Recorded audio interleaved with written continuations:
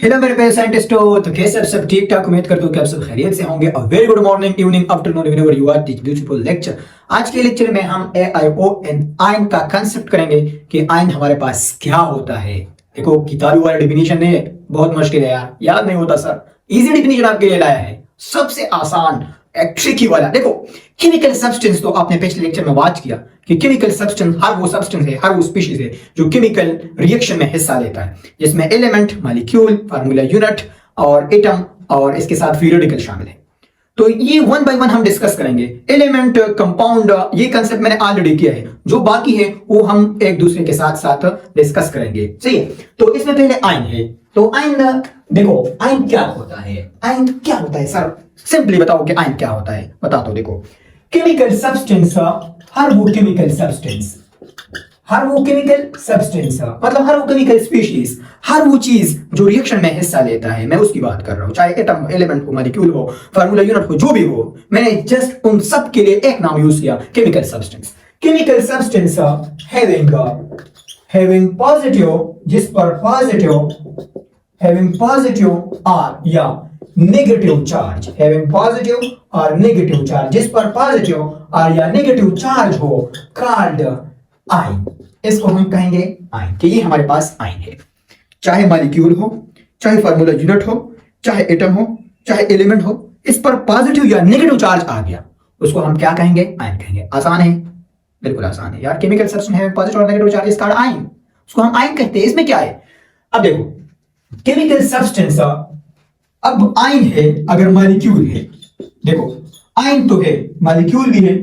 अब H2O है और इसने इलेक्ट्रॉन गेन किया, तो हम इसको कहेंगे कि ये H2O माइनस आ गया, क्योंकि इसने इलेक्ट्रॉन गेन किया, तो H2O माइनस हो गया। जिसके साथ ज्यादा इलेक्ट्रॉन, तो हम माइनस लगाएंगे। अब इस H2O ने इलेक्ट्रॉन लॉस किया, तो या इसके साथ प्रोटॉन का एडिशन हुआ, तो हम इसको लिखेंगे H3O प्लस, इस तरह लिखेंगे। सही है। तो अब ये एक मॉलिक्यूलर आयन है। क्या है? मॉलिक्यूलर आयन है। और ये भी एक मॉलिक्यूलर आयन है। मॉलिक्यूलर आयन है क्योंकि मॉलिक्यूल से बना है यार, मॉलिक्यूल से बनता है, तो मॉलिक्यूलर आयन कहेंगे। अब ये मॉलिक्यूलर आयन जिस पे नेगेटिव चार्ज हो, नेगेटिव, तो हम इसके लिए एनाइन का लफ्ज इस्तेमाल करते हैं कि ये हमारे पास एनाइन है। और इस पर पॉजिटिव चार्ज है, तो इसके लिए हम केटाइन का लफ्ज इस्तेमाल करते हैं। इसी तरह हमारे पास एक एटम है, क्लोरीन है। अब क्लोरीन ने इलेक्ट्रॉन एक्सेप्ट किया, इलेक्ट्रॉन इसने एक्सेप्ट कर दिया, तो Cl माइनस बन गया, तो ये हमारे पास आयन है। क्या है? आयन है। अब ये आयन है, तो इसको हम एनाइन कहेंगे। क्या कहेंगे? एनाइन, क्योंकि नेगेटिव है। इसी तरह हमारे पास Na है, उसने एक इलेक्ट्रॉन लॉस किया, तो Na प्लस और एक इलेक्ट्रॉन इसके साथ आ गया। अब ये जो बन गया, ये आपके पास आयन है। क्या है? आयन है। और इस आयन को हम कहेंगे कि ये आपके पास केटाइन है, क्योंकि प्लस चार्ज है। तो दो बात याद रखो, नेगेटिव आयन जो आपके पास नेगेटिव हो, आपको तो पता है कि मैं नेगेटिव इस तरह लिखता हूं, negative ion is equal to anion, इसको हम एनाइन कहते हैं।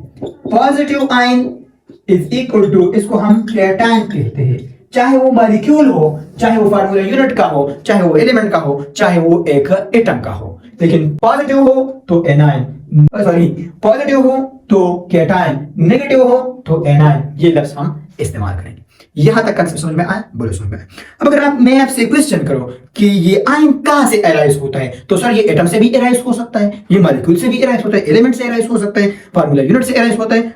सिर्फ बात ये कि एटम इलेक्ट्रॉन लॉस करेगा या गेन करेगा। आयन है, तो आयन किससे बनता है? एटम से बनता है। हमारे पास एटम है, अगर एटम गेन करे, गेन इलेक्ट्रॉन, तो क्या बनता है? एनाइन बनता है। अगर एटम लॉस करे इलेक्ट्रॉन, तो फिर क्या बनता है? केटाइन बनता है। अब ये तो वहां से एनाइन होगा, जो इलेक्ट्रॉन लॉस करेगा पॉजिटिव एनाइन, केटाइन जो है जनरेट होगा, जो गेन करेगा तो नेगेटिव आयन एनाइन जनरेट होगा। यहां तक कंसेप्ट समझ में आया?